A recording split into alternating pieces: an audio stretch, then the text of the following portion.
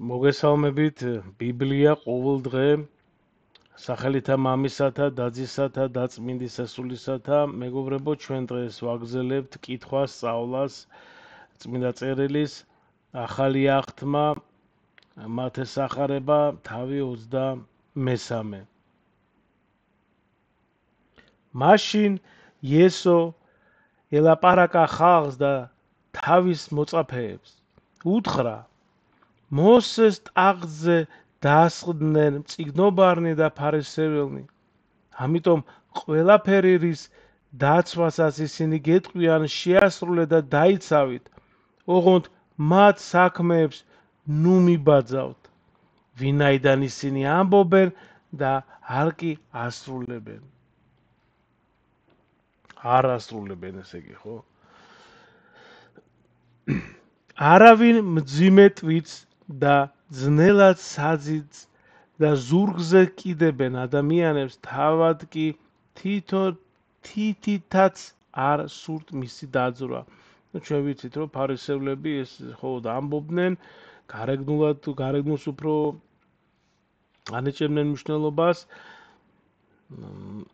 შემდეგ უფრო გამარტოთ ქვემოთ ხო როდესაც დავასრულებთ ამ თავს. მეოთხე მუხლი კრავენ მძიმე ტვირთს და კიდევ რა გამეორებთ ნახეთ კრავენ მძიმე ტვირთს და ძნელად საზის და ზურგზე კიდებენ ადამიანებს თავად კი თითითაც არ სურთ მისი დაძვრა.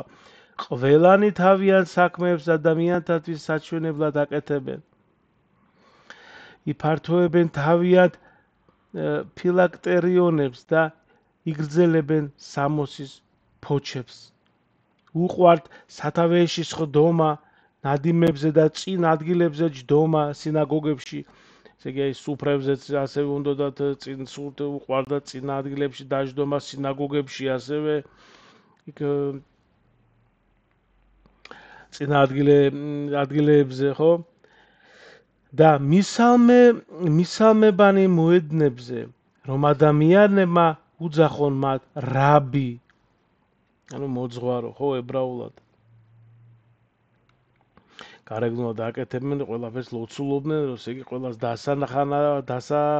დასანახავად ასევე მოწყალებასაც გაიღებდნენ რომ ყველა ესე იგი დაენახა ყველას და ეხლა ნახეთ უფალი რას ამბობს ანუ მოციქულებს ეუნება რა თქმა უნდა ჩვენს გვეუნება ამით რომ თქვენ კი ნუ გიწოდებენ რაბის ვინაიდან ერთია თქვენი მოძღვარი ქრისტე და თქვენ ყველანი ძმები ხართ. ნურს მამას უწოდებთ ნურავის ქვეყანაზე ვინაიდან ერთი მამა ყავთ ზეციერი. ნურს წინამძღვარს გიწოდებენ ვინაიდან წინამძღვარი ერთი ყავთ თქვენ ქრისტე. ეხლა უსმენთ მეგობრებო უდიდესი თქვენ შორის თქვენი მსახური იყოს. ვინც თავს აიმაღლებს დამდავდება. ხოლო ვინც თავს დაიმდავლებს ამაღლდება. მოდით ძალიან მოკლედ გამარტოთ ესა, ესე იგი მოსეს ტახტზე დასხდნენ მწიგნობარნი და ფარისეველნი, რას ნიშნავს მეგობრებო? ანუ რასაც დაიცავ, ესე იგი რასაც გეტყვიან, დაიცავით, მაგრამ მათ საქმეებს მიბაძავთ, ხო? ანუ როცა ვინმე სწორად გესაუბრება სიტყვას, ხო? პატივი მიაგე, ხო, მაგრამ საქმეებზე და ნაყოფზე შეხედე, ხო? სიტყვას მხოლოდ მაშინ აქვს ძალა, როცა საქმეებით არის დამოწმებული. გულწრფელობა მთავარი პირობაა, ხო? არ უნდა ცხოვრობდეთ მხოლოდ იმისთვის, რომ სხვების თვალში რაღაც კარგები გამოჩნდეთ და სხვების დასანახად, ასე ვთქვათ. ანუ არიან ადამიანები, რომლებსაც კეთილი საქმე ხოთ ხალხისთვის სურთ, ხო, არა ღმერთისთვის. ჭეშმარიტი საქმე სიჩუმეში ღვთის წინაშე კეთდება, სიჩუმეში. გვეშინიათ უფალი არაფერს არ დაგიკარგავთ, არაფერი არ დაიკარგება, არც ცუდი, არც კარგი. გარეგნული დიდება და სახელის ძიება ეს ყველაფერი ფუჭია, ხო და სულიერად არაფერს ნიშნავს, რა თქმა უნდა. ნურც რაბს, ნურც მამას, ნურც წინამძღვარს უწოდებთ ერთი მოძღვარი გავთ, ესე იგი ქრისტე. ხო, რას ნიშნავს? ესე იგი ნამდვილი მოძღვარი და ხელმძღვანელი, რა თქმა უნდა, ქრისტეა, არა მხოლოდ ადამიანი, ხო? ვინც ხელმძღვანელობს მას თავდაბლობით, უნდა ემსახუროს სხვებსაც, ხო?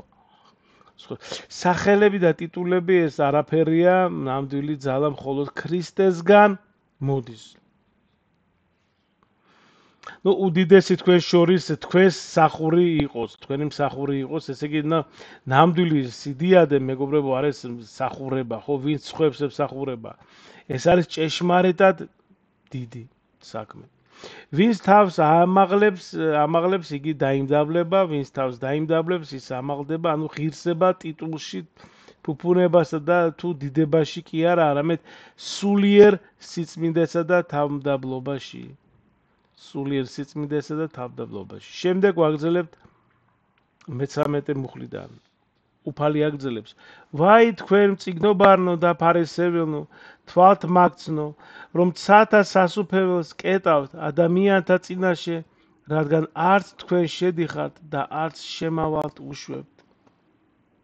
ვაი თქვენ მწიგნობარნო და ფარისეველნო, თვალთ მაგცნო, ვინაიდან ჭამთ ქვრივთა სახლებს და მოსაჩვენებლად დიდხანს ლოცულობთ, ამისთვის უფრო დიდ სასჯელს მიიღებთ. აი, დიდხანს ლოცულობენ, ნახეთ, აი, გონიათ რომ ესე იგი დიდხანს ილაპარაკება, ესე იგი ან ილოცებ რაღაც, ესე იგი გონია რომ უფალი შეისმენს შენს ლოცვებს. ეს ასე არ არის, იმიტომ რომ უფალი რა თქმა უნდა პირველ რიგში გულს უყურებს.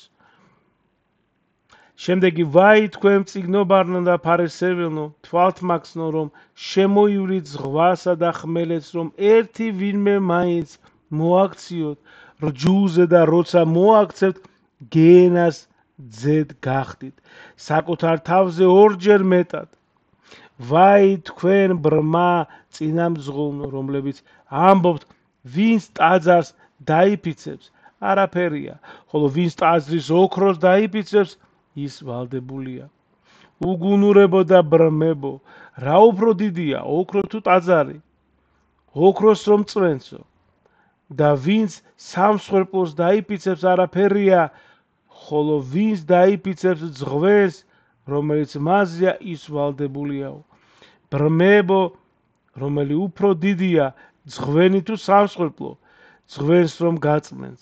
ვინაიდან ვინც სამსხვერპლოს იფიცავს, ის იფიცებს მას და ყველაფერს, რაც მასზეა. და ვინც ტაძარს იფიცებს, ის იფიცებს მასაც და მასში მყოფსაც. და ვინც ცას იფიცებს, ის ფიცულობს ღვთის ტახტსაც და მასზე მჯდომსაც. ვაი თქვენ მწიგნობარნო და ფარისეველნო, თვალთ მაგცნო, რომლებიც იხდით პიტნის, კამისა და კვლიავის მეათეთს და მიტოვებულნი გაქვთ ის, რაც უფრო მთავარია რჯულში, განკითხვა, წყალობა და სარწმუნოება, ესეც უნდა გაგეკეთებინათ და არც ის უნდა მიგეტოვებინათ. ბრმა წინამძღოლებო, კოღოს წურავებო და აქლემთა პყლაპავებო. ვაი თქვენ მწიგნობარნო და ფარისეველნო, თვალთ მაგცნო, რომლებიც გარედან კი ასუფთავებთ სასმისსა თუ ჯამს, მაგრამ შიგნით სავსეა მტაცებლობით და უსამართლობით. ბრმა ფარისეველო, ჯერ შიგნიდან გაასუფთავე სასმისი და ჯამი, რომ გარედანაც სუფთა იყოს. ვაი თქვენ მწიგნობარნო და ფარისეველნო, თვალთ მაგცნო, შეთეთრებულ სამარხებს რომ გავხართ, რომლებიც გარედან ლამაზები ჩანან, შიგნით კი სავსეა მკვდართა ძვლებითა და ყოველგვარი უწმინდურებით. აი რა საშინელი, ესე იგი როგორ შემდეგ ბარემ დავამთავრებთ, მოდით და შემდეგ ასევე თქვენც გარეგნულად მართლები ჩანხართ ადამიანთა წინაშე, შიგნით კი თვალთმაგცობით და ურჯულოებით ხართ აღსილნი. ვაი თქვენ მწიგნობარნო და ფარისეველნო, თვალთ მაგცნო, რომ აშენებთ წინასწარმეტყველთა სამარხებს და ამკობთ მართლთა ძეგლებს. ამბობთ ჩვენი მამების დღეებში, რომ გვეცხოვრა არ ვიქნებოდითო მათი თანამზიარენი წინასწარმეტყველთა სისხლში. ამრიგად საკუთარ თავს უმოწმებთ, რომ წინასწარმეტყველთა მკვლელების ძენი ხართ. ბარემ თქვენს ბოლომდე ავსე თქვენი მამების საწყო. იქედნეთა ნაშობნო, გველებო, როგორ გაექცევით გენის სასჯელს. ესე იგი, მოდით მეგობრებო, ძალიან ესე ვთქვათ, მოკლედ გავიხილოთ, ეს იყო უფლის სიტყვები ფარისეველთა და მწიგნობართა მიმართ. ესე იგი, ვაი თქვენ მწიგნობარნო და ფარისეველნო, ესე რომ კეტავთ საათად სასופეულსო.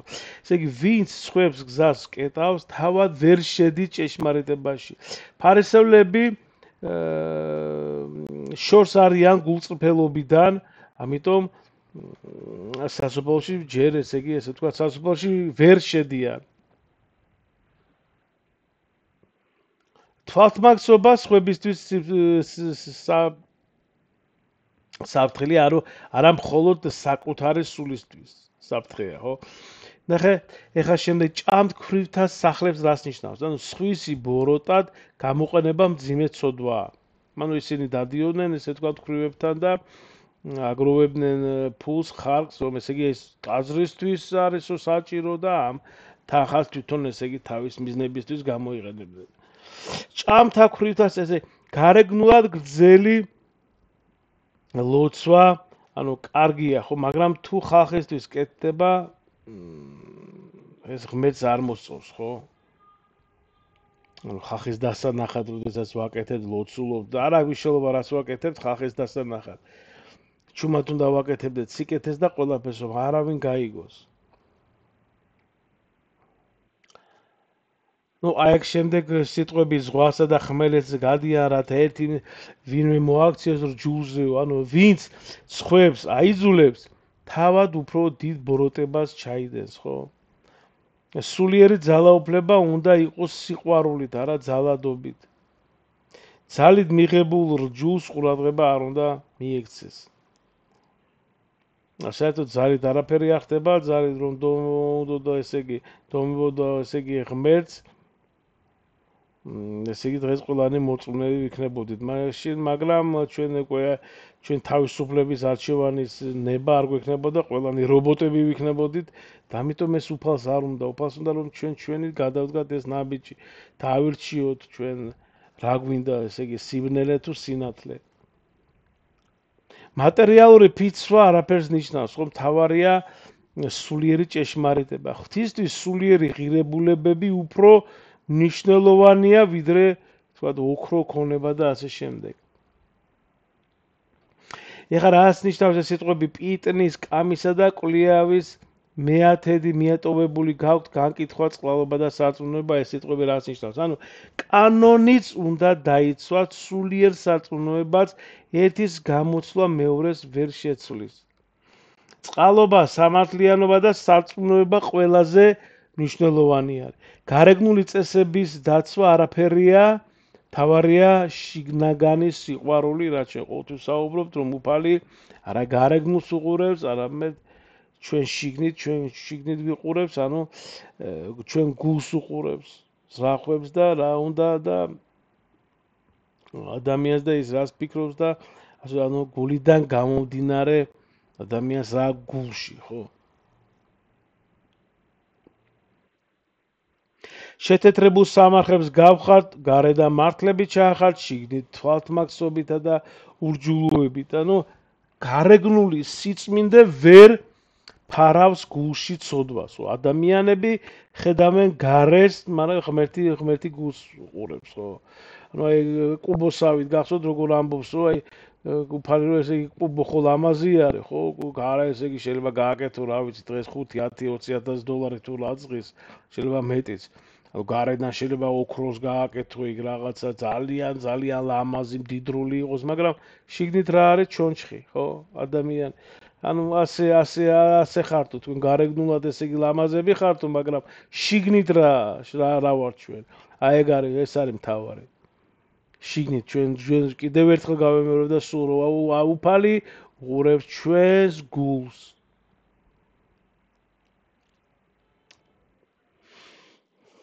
ანუ გარეგნული სიწმინდე ვერ ფარავს გულში ცოდვას. ხო, ადამიანები ხედავენ გარედან, ესე იგი გარეთ, მაგრამ ღმერთი გულს. სულიერი გულწრფელობა მთავარი არის, მეგობრებო.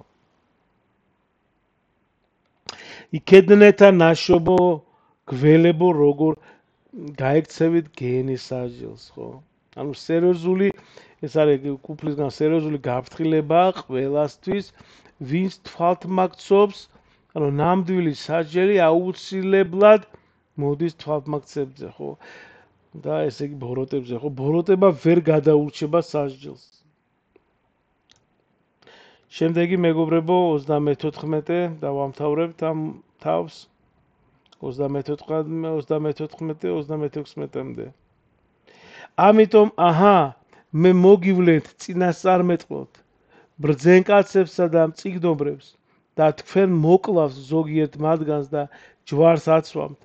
ზოგს კი გაშოლტავთ თქვენ სინაგოგებში და განდევნით ქალაქიდან ქალაქში. გეწევათ მთელი ეს მართალი სისხლი მიწაზე დათხეული აბელის სისხლიდან მოყოლებული ზაქარია ბარაქიას ძის სისხლამდე, რომელიც ტაძარსა და სამსხვერპლოს შორის მოკალით. ჭეშმარიტად გეუბნები თქვენ, რომ ყოველივე ეს მოეწევა ამ მოდგმას. ანუ თვალთმაქცები და ურწმუნოები ხშირად ვერ აპატიებენ ჭეშმარიტებას და მისი ესე გამავრცელებლების სიძულვილის ობიექტები ხდებიან.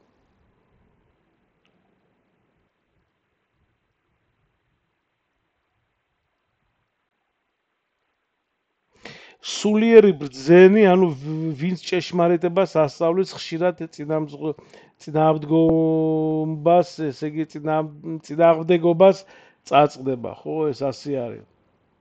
ვინც ესე იგი ჭეშმარიტებას ასწავლის.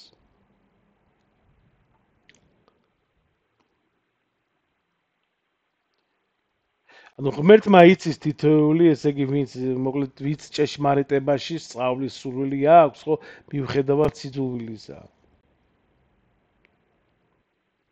გეწევათ მთელი ეს მართალი სისხლი, რას ნიშნავს, მეგობრებო?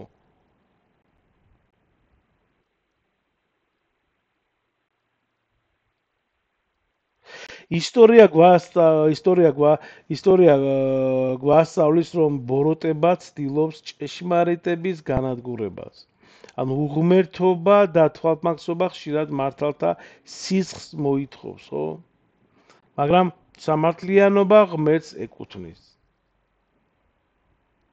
წინასწარმეტყველები ვიცით, რომ ყოველთვის იხდიდნენ თქვა ფას, მაგრამ მათი 8 წლი არასოდეს, რა თქმა უნდა, არ დაიკარგება. გაფრთხილება, ხო, აი ჭეშმარიტად რომ ყოველთვის ეს მოეწევა ამ მოდგმას, ხო? ეს გაფრთხილება, ანუ ჭეშმარიტად გეუბნებით თქვენ, რომ ყოველივე ეს მოეწევა ამ მოდგმას, ანუ გაფრთხილება ყველასათვის, ვინც თვალთმაქცობს, ყველა, ესე იგი თქვენი გული პასუხისმგებელია, ხო? სულიერი სიბრმავე ყოველთვის ნეგატიურ შედეგებს იწვევს. ანუ ღმერთის თვალში სულიერი პასუხისმგებლობა უდიდესია, ხო? შემდეგი და ბოლოს სამი მუხლი 37-დან იერუსალიმო, იერუსალიმო, წინასწარმეტყველთა დამხოცველო და შენთა მოვლინებულთა ჩამქოლავო, რამდენჯერ მინდოდა შენი შვილების შემოკრება, როგორც ფრინველი იკრებს ფრთებქვეშ თავის ბარტყებს, მაგრამ არ ინდომეთ. გრჩებათ აოხრებული თქვენი სახლი. ვინაიდან გეუბნები თქვენ, ვეღარ მიხილავთ ამ იერიდან, ვიდრე არ იტყვით, კურთხეულია უფლის სახელით მომავალი. ესე იგი, ნახეთ,